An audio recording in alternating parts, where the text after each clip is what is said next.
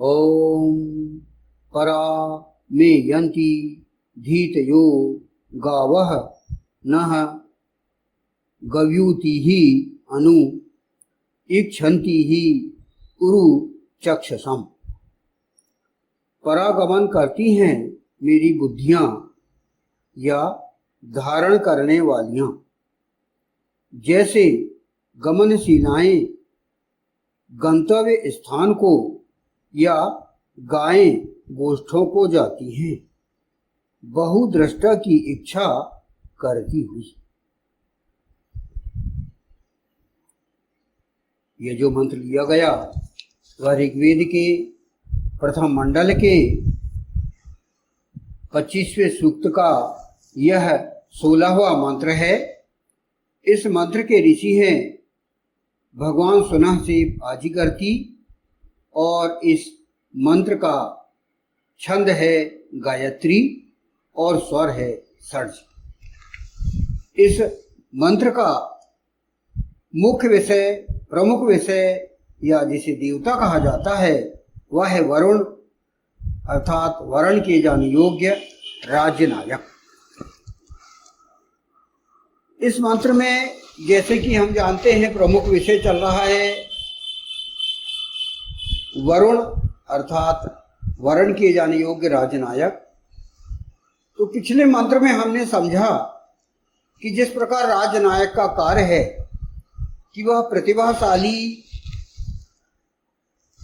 बच्चों को, प्रतिभाशाली व्यक्तियों को खोजकर और उनका उपयोग जनहित के लिए, मानव हित के लिए करें, प्रतिभावान लोगों को चिन्हित कर उनका उपयोग करने हेतु एक सुनिश्चित योजना बना सके।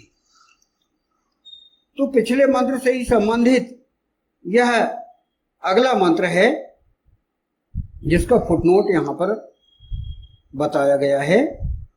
परागमन करती हैं मेरी बुद्धियां धारण करने वालियां। परायंती अर्थात परागमन करती हैं, ये अर्थात मेरी, धीतयः अर्थात बुद्धियां या धारण करने वाली। यहां धीतयः का दो अर्थ है, बुद्धियां या धारण करने वाली। इसकी व्याख्या की गई है इस फुटनोट की। बुद्धियों को इस सृष्टि के अध्यक्ष के विषय में समझना पड़ेगा। इसी प्रकार धारण करने वाली औरतों को भी सृष्टि के अध्यक्ष विष्णु परम पुरुष के विषय में समझना पड़ेगा। सृष्टि की व्यवस्था, मानव जीवन को समझने तथा भली भांति जीवन यापन करने के लिए इन विषयों की सही जानकारी होना आवश्यक है। जैसे कि हम देखते हैं सृष्टि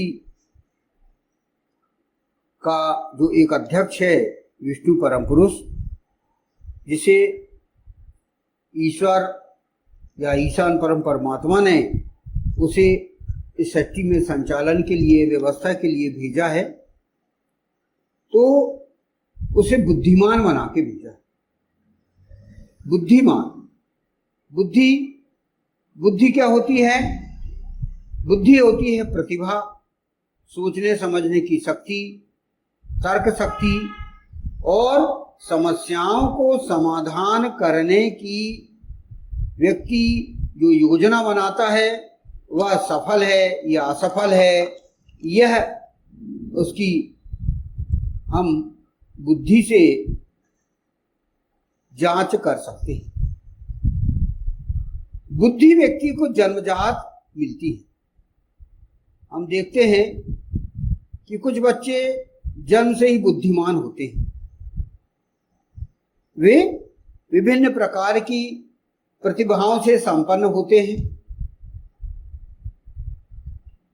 कुछ बच्चे मंद बुद्धि होते हैं, उनकी सोचने की, समझने की शक्ति कम होती है। तो जो बुद्धि है ऐसे बुद्धिमान व्यक्तियों के माध्यम से हम मानव हित जनहित कर सकें, इसके लिए यहाँ पर प्रयोग किया गया है कि व्यक्ति जीवन में बुद्धिमानों का प्रयोग करते हुए हम जनहित कर सकें और उन मंद बुद्धियों को भी हम लाभान्वित कर सकें।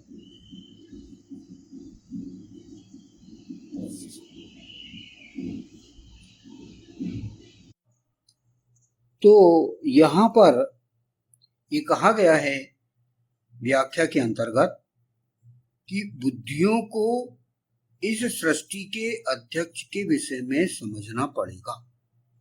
बुद्धियों अर्थात बुद्धिमानों का समूह। इस सृष्टि में जो बुद्धिमानों का ग्रुप है, वह ग्रुप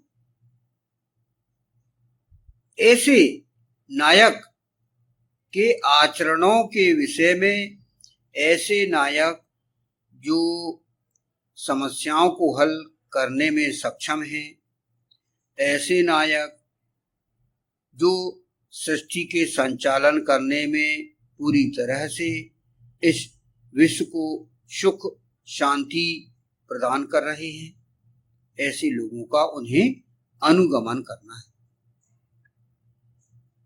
और उसके लिए ईश्वर ने, ईशान परम परमात्मा ने उन्हें एक नायक दिया है, जो कि वेद पर आचरण करने वाला नायक है। उसे अनुगमन करने के लिए कहा गया है इस मंत्र में, ताकि वे अपनी प्रतिभा का सही उपयोग कर सके। जैसे कि पिछले मंत्र में कहा गया था कि मान सम्मान यश प्राप्त करने की जो भूख होती है वह हर किसी में होती है।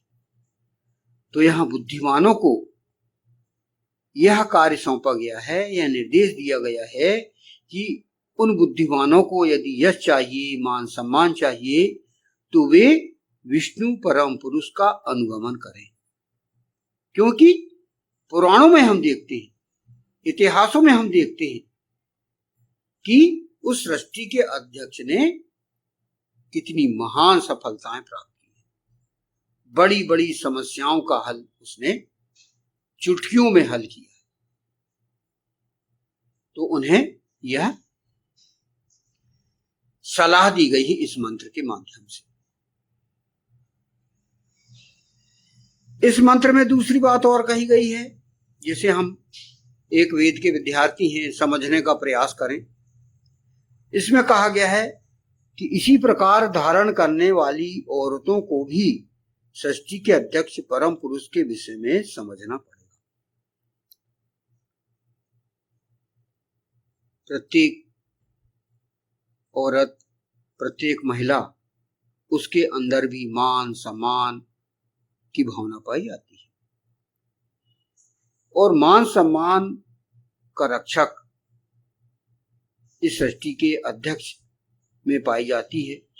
वो हम देखते हैं पुराणों में, इतिहासों में हम देखते हैं कि इस सृष्टि के अध्यक्ष ने, परम पुरुष भगवान विष्णु ने किस प्रकार औरतों, महिलाओं का मान सम्मान की रक्षा की है और उन्हें एक आश्रय प्रदान किया है, सुख शांति प्रदान की है। इसका हम विशेष रूप से ध्यान दें।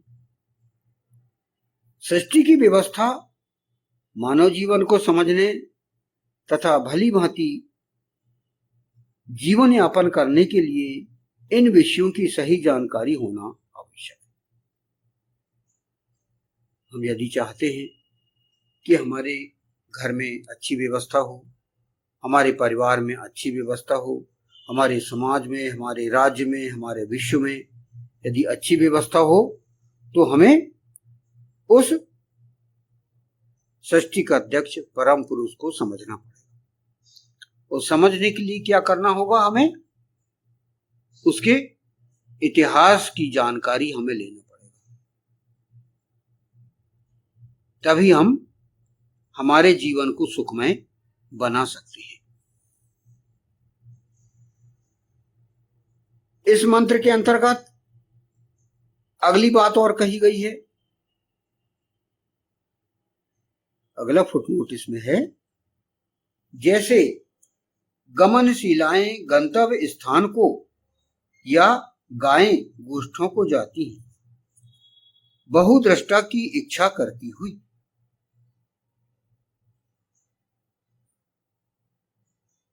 नह गावः अनु इच्छन्ति उरु चक्षसम। इस मंत्र की व्याख्या की गई यहां पर।